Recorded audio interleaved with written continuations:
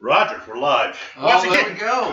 There we go. I thought we were going to Time for Southern Porches again. And I want to make sure that we are live once again, and we want to be sure that we give everyone an opportunity to check in. And yep, we are live. There we go.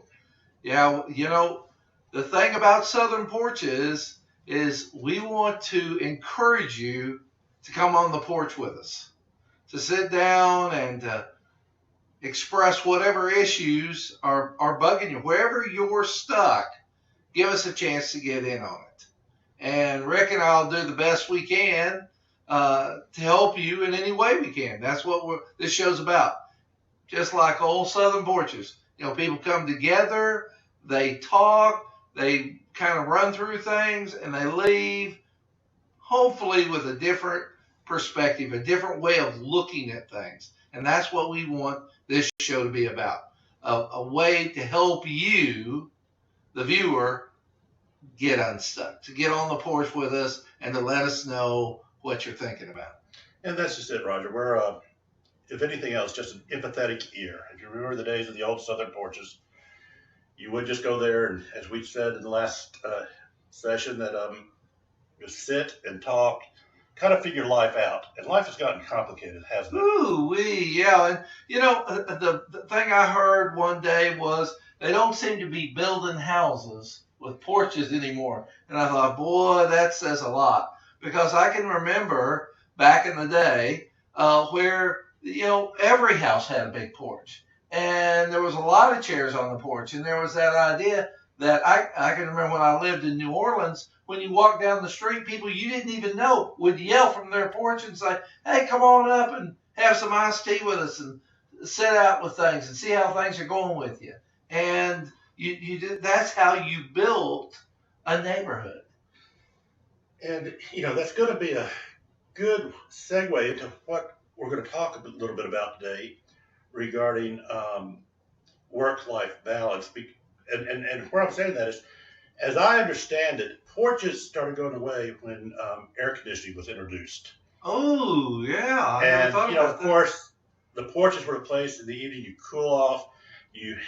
Andy and Opie and Aunt Bee and Barney would sit out there. And, you know, in the cool of the night, Andy would be playing the guitar. The family would be together. Life was easy. And I think a lot of us sometimes look back wondering whatever happened to that Mayberry life. But when the introduction of air conditioning came in, it now became just the opposite. We had to get people in the house quickly. Yes. And not let the air out. That is exactly right. So. And then, wait a minute, once they go in there with the air conditioning, we got television. Yeah. So the conversation with people ended. When you walked in, you know, you were shushed. You know, shh, wait a minute, I want to hear the TV. And so you came in somewhere cooler. You came in to something that you had a mono focus on. And that then took up hours until you got tired and went to bed.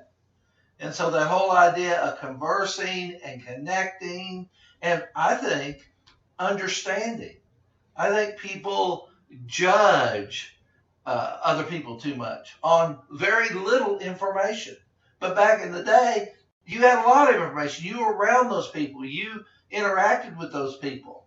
And you got a vibe out of a lot of information. You would go through a lot of information about that person to come up with a judgment. But today, we have very little judgment, and we take that very little and make a huge leap of judgment about people and whether we feel connected or on their side or on their team or whatever. And I think that we're not better for that. It's important for us to get back to where we really know other people and know ourselves. That's the other side. When you were sitting on the porch, interacting with people helped you understand yourself. Not only understand other people, but how do I deal with other people? Or just sitting on the porch by yourself. How many people can sit in silence anymore? Ooh. Silence is hard for people today. I heard a thing the other day that I thought was very fascinating about it was I think a show called Survival, where they put people out in the middle of nowhere. Survivor, yeah. And the great thing was that the woman said, I feel I'll do good here because I have the ability to take care of myself. Mm-hmm. I have the ability to self-soothe. Boy, Rick, that's powerful. That is so powerful. To self-soothe. And being on the porch by yourself helped you learn that talent. That was not something you're born with. It's something that you have to develop, is to self-soothe. And that's what she said. And I thought, wow, that is a powerful statement. And the first guy that left, of all the people left out, was, I just couldn't turn my brain off, he said. Mm-hmm. I kept worrying and thinking about everything at home and what I'd left at home. And I physically, I could handle it, but mentally I could not. And so you begin to see a huge survival tactic is the ability to self-soothe. And it also proves that the mental challenge many times is harder than the physical challenge. Without a doubt. And I think that goes for marriages. I think that goes for work. I think that goes for friendships. It never, in any of the areas I just mentioned, turns out the way you thought it was. Mm-hmm. When we first got together, when we first got married, when I first joined the company. Well, and I say later on, is it still the same? And across the board, people say, oh, no, it's not the same. We've had to make a lot of adjustments. And for those people who can't make the adjustments, then they're unemployed, they're out of a marriage, they don't have any friends, because when you only look for excellence or perfection, even more so, then things can't last under that spotlight. They just won't work. Well, back in 60s when Batman was on, there was a character called the Riddler. And he would always go and riddle me this. And Roger, I'm going to ask you to riddle me this. Okay. We now, with the technology we have, it says I have 400 and some friends. You have over 1,000 friends. How have we been able to create a technology and yet now be so disconnected from other people? Okay, I'll answer that, Riddle, in the fact of screening. Mm-hmm. It's very seldom when people get with technology and get on technology that they don't do an incredible amount of self-screening. Probably the best example of that, Rick, is dating sites. Mm-hmm. How many people have you heard who say, oh, the person I saw on the dating site was the person I met when I made the connection? You never hear that. Wait a minute. We put forth our best. Mm-hmm. The youngest picture, the thinnest picture, the best hairdo, the best color, the best whatever, and we put out all our best qualities. If we've achieved this, we've achieved that. But if we have anything on an arrest record or any kind of massive debt, I don't hear people putting that on a dating site. They leave that stuff out. And then you meet them, and the one thing I hear is, goodness gracious, you must be 20 pounds heavier and 20 years older than what you said. And, oh man, this is a phrase, Rick, you led me to believe this and such. Mm-hmm. I love that old statement. Well, everything on the internet is truth. And back in the day, I can remember where people thought, if I saw it on the internet, that was true. But nowadays, people, I don't know. But people are getting savvier at screening their appearance on the internet as a way of connecting and hooking with people, saying, well, then I have this many friends. Well, wait a minute. A friend in person is a lot different than a friend on computer. So the question is, are we really here, or are we just part of the internet conspiracy? Well, I think probably, Rick, probably both. But probably both. I think that we realize that there's a glitch, that we had lost something, and we understand that there are a number of people who can't come to our porch in person, but they can late at night get on the computer, and hopefully we create the vibe of time on the porch, time when you can come in, sit down, and express what's going on with you.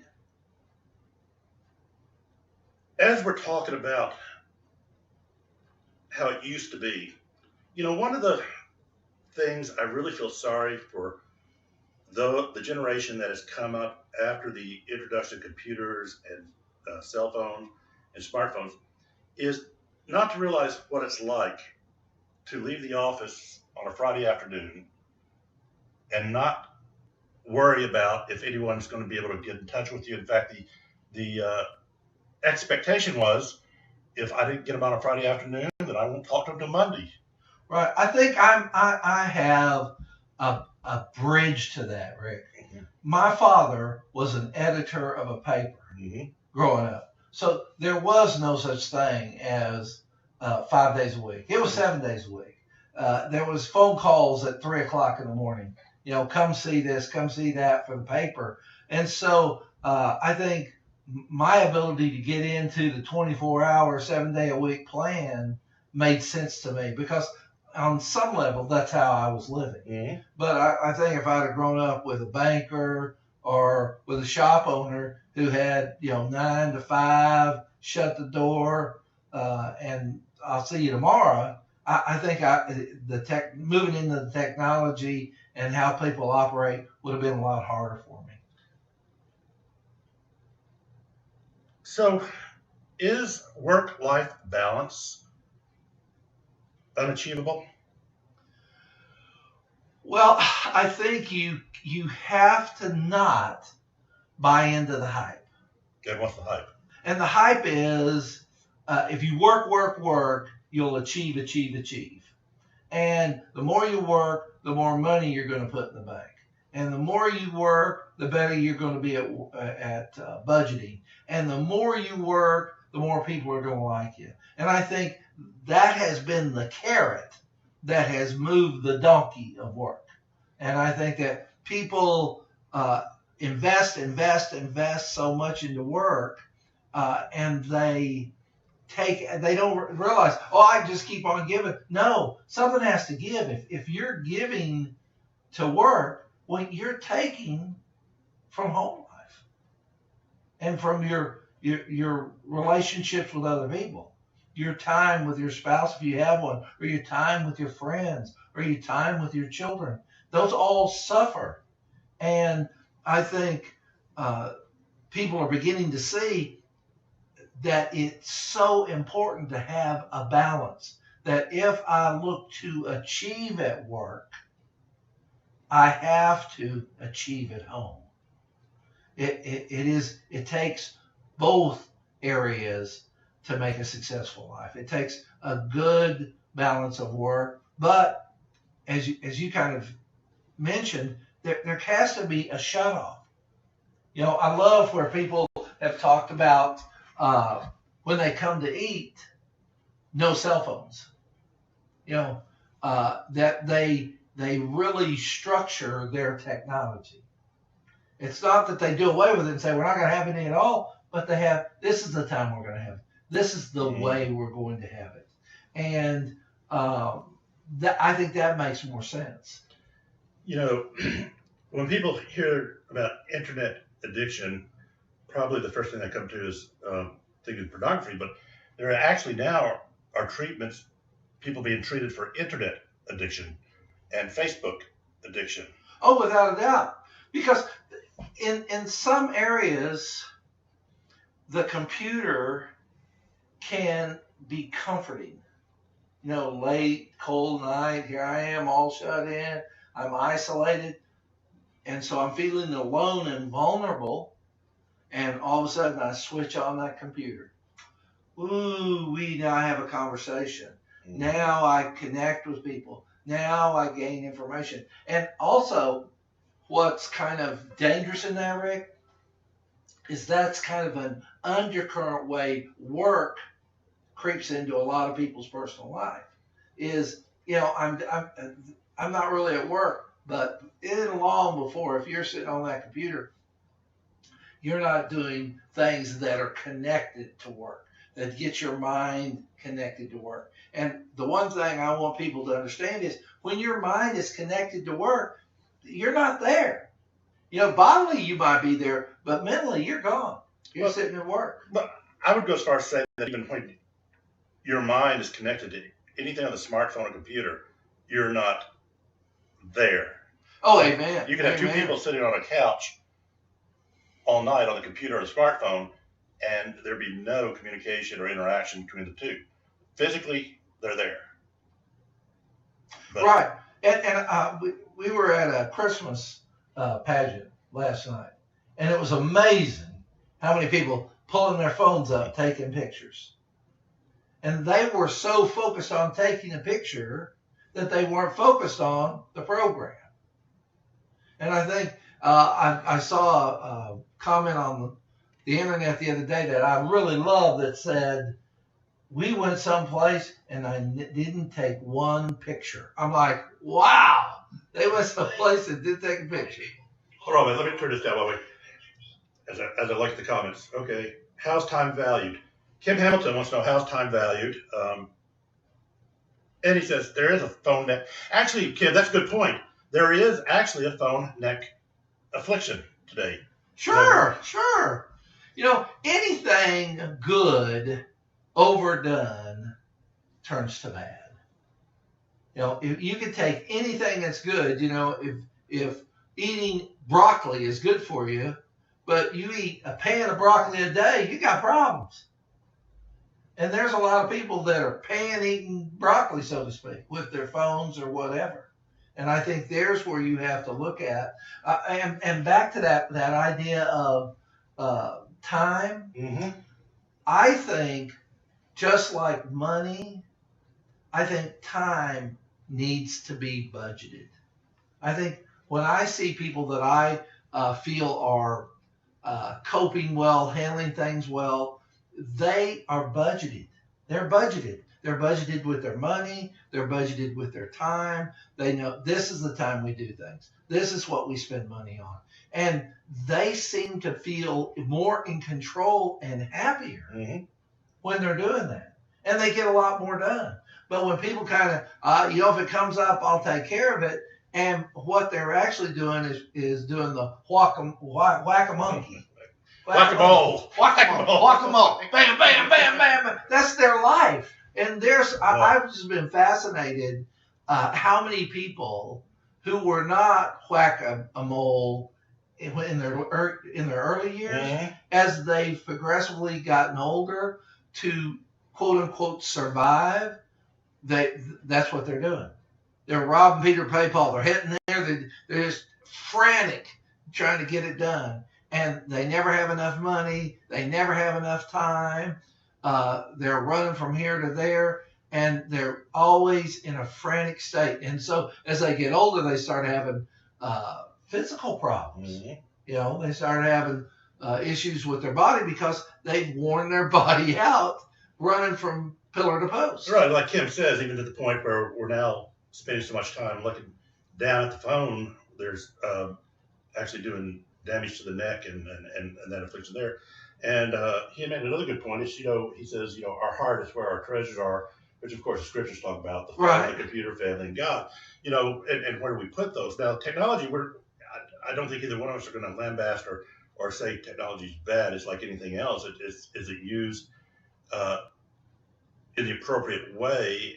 And there are times, for instance, Facebook is a great tool. I love seeing the pictures of my friends and my family. Yeah, man, it keeps me current. But we're going back. So what are the solutions? And you hit on one good one. If we go back to this concept of addiction, how many people, the first thing they pick up now is their smartphone to see their email and their Facebook pages even before they get out of bed? Well, the other side of that is how many people out there can keep up with their passwords? That if and their phone numbers and things like that. I know people, and at times I'm the same way. I think, what's this person's phone number? And what comes to my mind? Blank. I don't know their phone number. I don't remember their phone number, but my phone does. So I just go to their name and hit it, and I get it done. Siri, what is Roger Rhodes' phone number? Oh my God. Contacts named Roger Rhodes. Oh. Have the phone number or email address. So why do we need to remember anything? Oh man, wait. So what? You just plugged into one of my best friends, Siri. We went to a family Christmas thing the other day, and out in the country, and boy was I thankful for Siri. I said to my wife, "Oh my goodness, if we didn't have directions, we would be in trouble." Yeah. And I would love. It's helpful. It's just helpful. I would love to give one of those foldable maps to a 16-year-old today, and see if they could find directions from their house to a landmark in downtown Greenville. Oh, that'd be it. But I'll tell you what's even better is gear shifts on a car. Mm-hmm. I remember when you really weren't anything if you didn't know how to shift a car and drive a gear shift car. And now people look at you like that you're asking them to drive a spaceship. Siri, how do you drive a stick shift car? There it is. Yes. It's sad. It's sad. But yeah. Here's what I found on the web for how do you drive a stick shift car. Hey. Yeah, there we go. And so you take it and you interact with the phone, and you think that's the same as interacting with a person. And the answer is it's not. It's not the same. Having Siri tell you how to shift a car versus a family member or a friend showing you how to shift a car or to be with you while you're shifting the car is day and night. It's different. It's about relating to people. Crystal, what part of the work-life balance were you referring to where you said you were guilty? And Kim, while we do that, didn't we all eventually learn while growing up that slowing down made life less hurried and manageable? I think we do the theory. I think we all know the theory works, but as you said, Roger, culturally we're not designed that way. I remember one time having the girls when they were little down at Walt Disney World, and I had just taken a new job, so I was on my first year with them, and the first year they give you a 1 week vacation, and then after that you got your second week vacation. I was talking to a gentleman from Germany who was there, and he spoke fairly decent English, but we were talking about things that came up. I asked him how long he was going to be down for. And he said, we're over here for about 5 weeks. And I go, 5 weeks? And I said, that's great. And I said, how do you do that? And he said, well, kind of like me. What do you mean? I said, I could never take 5 weeks. He said, how much vacation do you get? And I go, 1 week. And he said, oh my. But Europe has a whole different concept about it. But I guess that's what they say is that why America's great? Is because we don't know how to balance life. We are working 60 hours a week and dying earlier than any other place in the world. That's right. We're driving. We're like a horse. Oh yeah. We just ride it until it drops, and that's what has happened to so many people. And it's so good that we have people calling and have that concern. That it is important. We don't want to lessen the importance of balance. How balance in life makes a big difference. And if you do that, it's amazing how that works. What do you got going? Well, Crystal was saying that there always seems to be something work-related that has to be done. Checking email on the phone while I was on vacation last week, and still came back 86 emails Monday morning. Well, again, as we live life, we're conditioned. We are so conditioned on how to make it work, and more is better. We're told if you push it, you'll achieve. If you take the check on your emails, you'll be ahead of the the crowd. And if you get ahead of the crowd, you make more money and you get the better position. So it's about competition. They plug the work issue into competition. And what's happened is personal life has taken a back seat. Mm-hmm. And we suffer from that. And people don't get, if you take away from home life enough, you are just not going to compete in the workplace. It takes that, as we're talking about today, the balance. It takes a balance of, okay, there's a time to work, there's a time to be home, there's a time to be with people, and as we're talking about today, there's a time to turn stuff off. And so let's talk about, Cloud Townsend and their book Boundaries. I think this is a challenge that a lot of people have, is how to set healthy boundaries in life where they can actually care for self, care for family, care, because we can put all components together. I remember working for a company, Dial Page, where David Garrison was the president, but he always made it very clear that our corporation, our company, was more than just for the business. We were there for the employees, we were there for the investors, and we were there for the community, and the community and family too.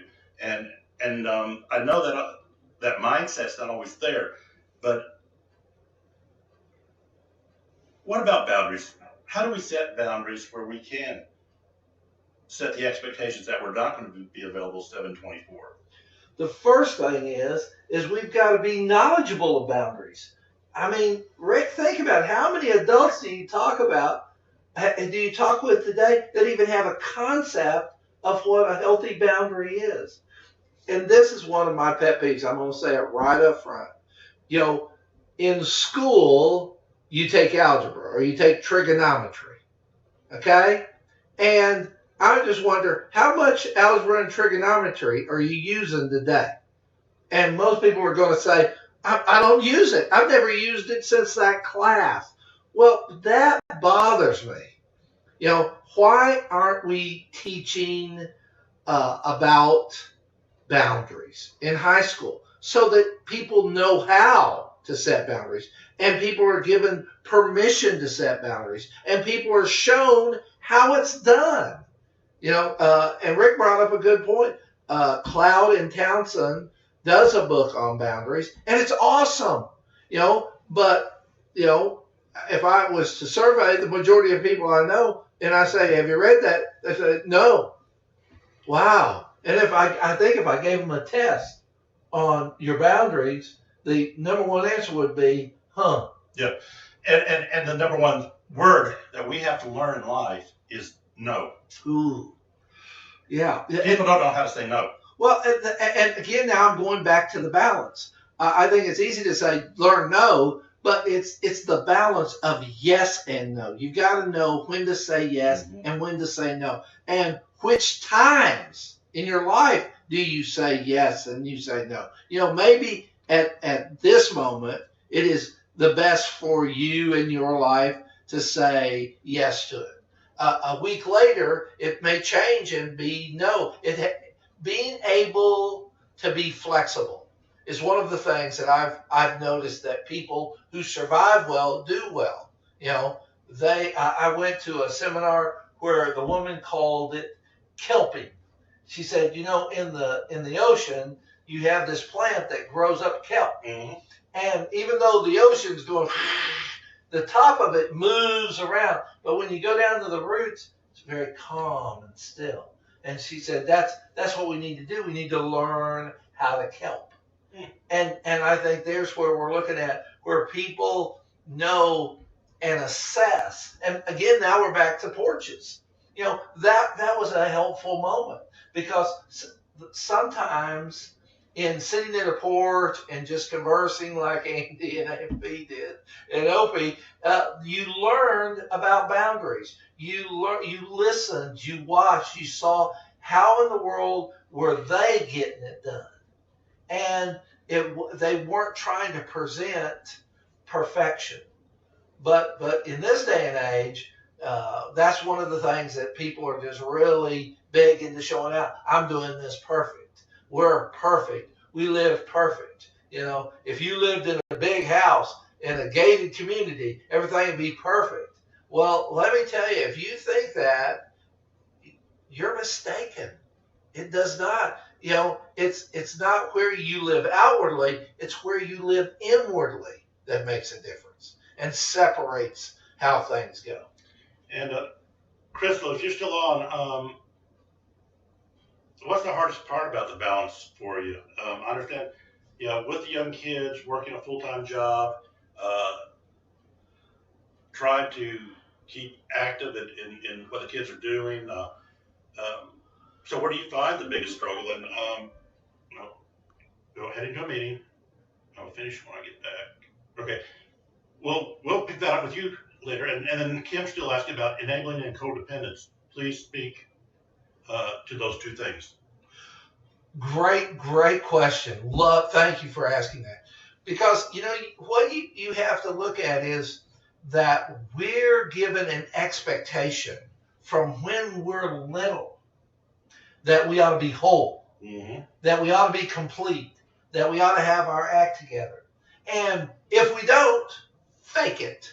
Act as if you have it together.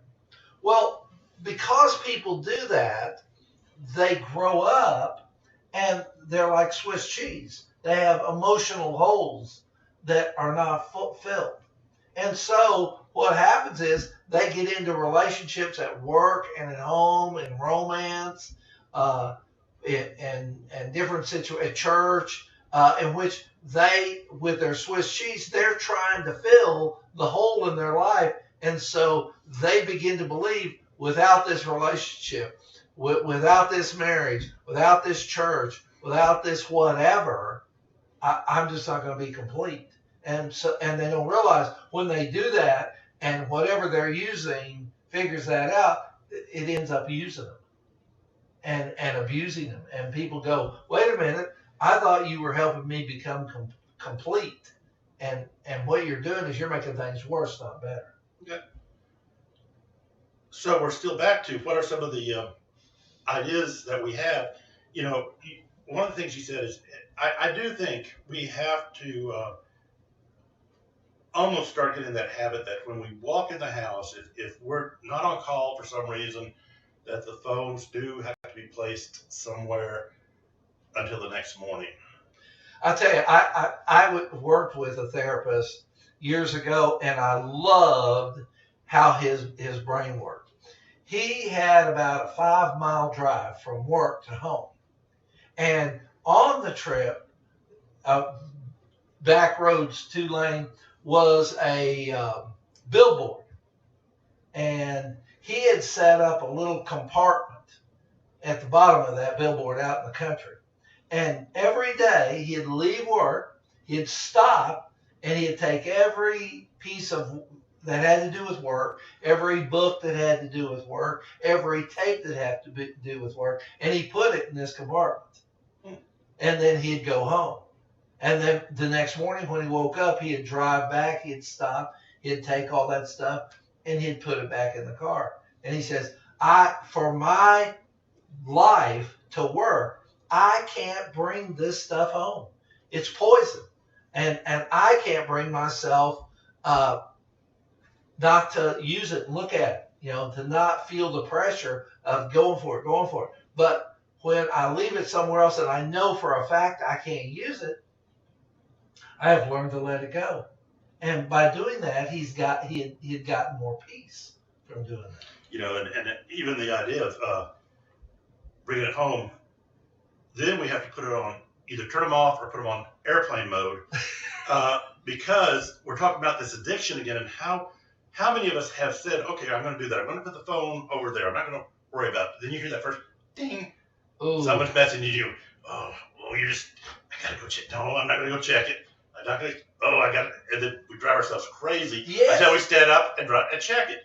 And right. That's why it's so important to turn things off. Yep. I remember my wife looking at me and saying, we're going into something, we're going in to interact with people, turn your phone off. And I probably mentioned this last time, but I still love it, where Joyce Myers said in her presentation, anybody with a cell phone doesn't need to have it on because nobody, and she said, including me, is that important.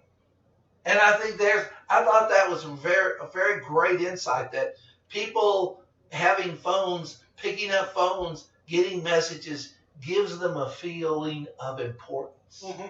And it's a false feeling of importance. You're not important. Anybody go to the phone company, get a phone, get people to call them or send messages back, alerting you to something. That doesn't mean you're important. Maybe in 1843 it made you feel important, but in 2016, 27, no, it doesn't work that way. You're fooling yourself. You're lying to yourself. Well, I like the idea, or what you shared about the billboard and putting this work stuff there. One of the challenges I have an opportunity to teach up in Spartanburg, Mm-hmm. and I've noticed that the use of cell phones, even though it's not allowed, is still too tempting to these kids. And I'll sometimes have to stop class and get everyone to start putting the phones back up. But then I read where this one instructor, not Spartanburg, but at another college, how she did attendance is she made some, I guess, a little wall thing Little rack. with the student's name on it, and they would come in and put their cell phone in that little rack, and that's how she got her attendance each day. Right, and if you didn't put your phone in there, You were even though physically you were there, if your cell phone wasn't in the slot, you were absent. I think that's structure, Mhm. that's evaluating and budgeting how you're doing things, and I think that is such a great technique. And the fact is, it's easier to just let it go. I was trying to think the last time I spoke anywhere and the phone didn't go off. Now, I remember when I started speaking, there wasn't phones. They didn't go off. You didn't have to deal with that challenge. You might be dealt with people coughing or babies crying or something like that, but not cell phones. But now, it doesn't make any difference what the crowd is, what it's about, how serious the subject may be, how you may be right in the middle of doing something. The phone goes, somebody's phone goes off, and that is now sadly the norm instead of the exception, rather than to say, hey, and I've seen people now, Rick, who go, okay, before I start, everybody go to your cell phone, turn it off. And wow, I said, now that person was thinking ahead. That person was budgeting well. Mhm. And so it doesn't mean that does away with it, but it sure lowers the amount of when that happens, when you consciously address it. And is that going to go over well with some people? No. But it's setting boundaries, healthy boundaries. Yes, and that's a good thing to say, Rick, about boundaries. Is everybody isn't going to love you putting boundaries on. But they'll respect you.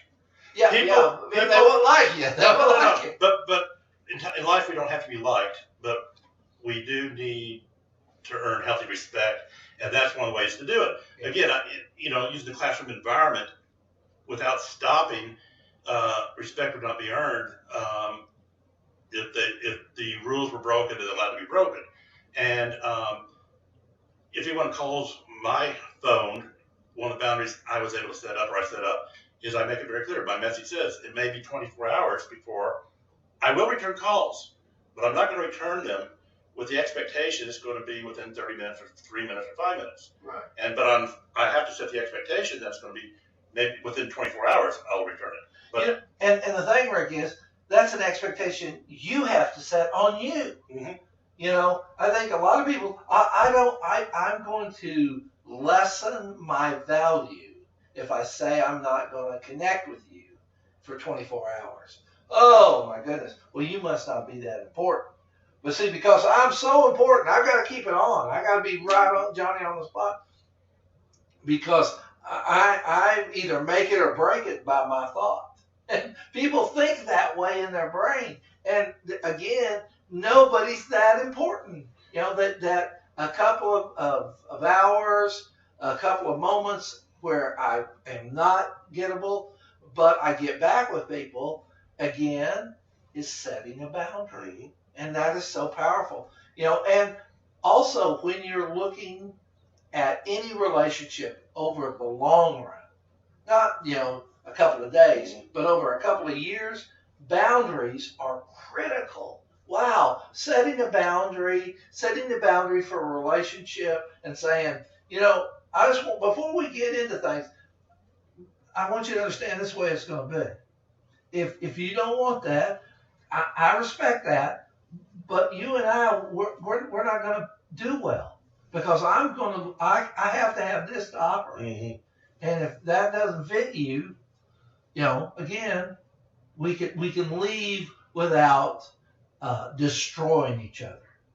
But what people do is, they're covered up with passion. Oh, I'm in love with that person, and whatever they say, oh, you bet that'll work well. And then a year in, the passion has died down, and now reality's here, and that isn't how I grew up, or what I like, or what fits for me. And wow, then the fights start, the pain starts, the arguments start. It's terrible. It's just terrible how people who on one day, I love you to death, and on the other, are just thinking, oh, I just wish you'd die. Yeah. Kim's asking a lot of good questions, and and we keep it on the clock too. But his last one, Kim, that's a good question. Does society in general feel entitled to instant gratification? We live in an instant society, instant oatmeal, instant grits, instant breakfast, instant news.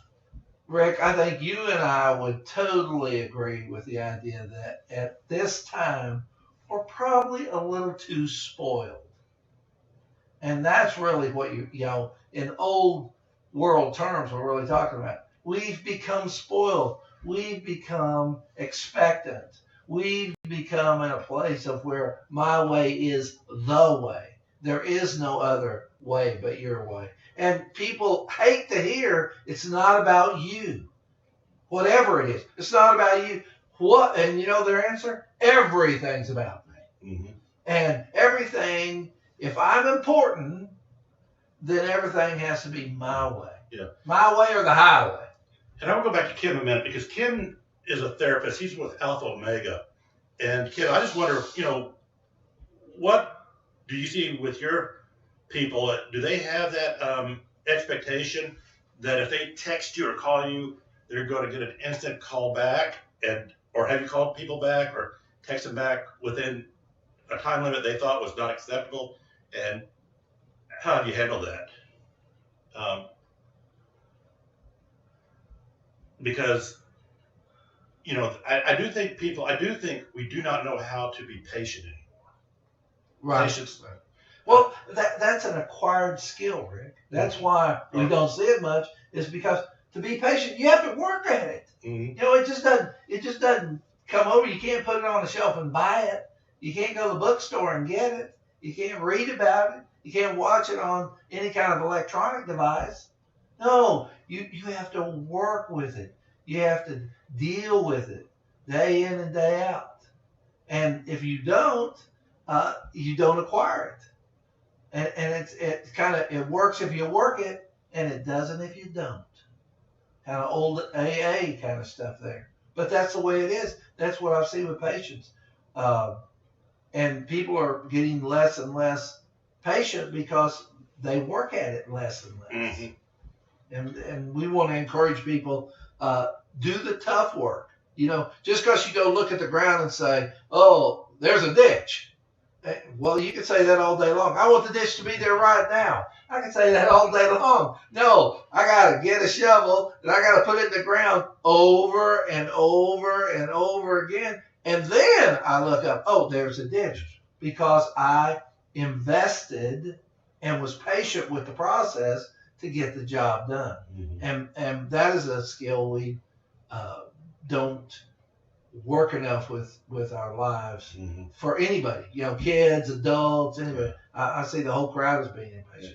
Kim said, that some of his people that, he do understand, some don't, but that again, maybe like we do sometimes is we quote unquote spoil them by not setting those boundaries and going out there. So we're talking about number one, turn it off. Yes, Turn it amen, off. amen. Two is to, we haven't had time to talk about this, and I think maybe next session we could talk a little bit about the concept of toxic people. But how much do these type of people, or how do we identify who they are, and what do they do? Rick, one of the things I do want to share right now with people is that the less patient you are, the less you have boundaries, the less you take care of yourself. You are a magnet to toxic people. I mean, we don't get that. We're thinking, oh, I'm living my life, I'm just doing my thing.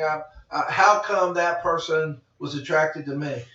It is just fascinating how things work. It's fascinating how, people who are needy attract users. That happens every day. So you have to work on being less needy. As you are less needy, you are going to be less attractable to toxic people. Very good. Well, I think that's where we have to stop it today.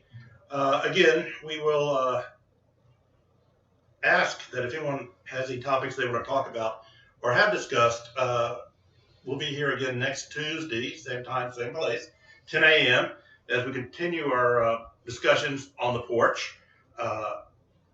We appreciate the comments that were made today. And, yeah, awesome. And again, we realize that, just like with Crystal having to run off to a meeting, that this is a hard time for a lot of people to get in and stay on. But yeah, we definitely would. We are going to post this one, and we definitely would ask that if you have anything you want to explore, we have a seat for you right here on our porch. You bet, man. The seat is always available. We want to encourage you to take it. We can't force you to take it. We can't shame you to take it. Rick and I are offering you a chair on the porch to be a part of the conversation. So who knows? Maybe Barney Fife will be with us next time. Where's Aunt B? We'll be looking for Aunt B now next time. We'll see everybody on Tuesday.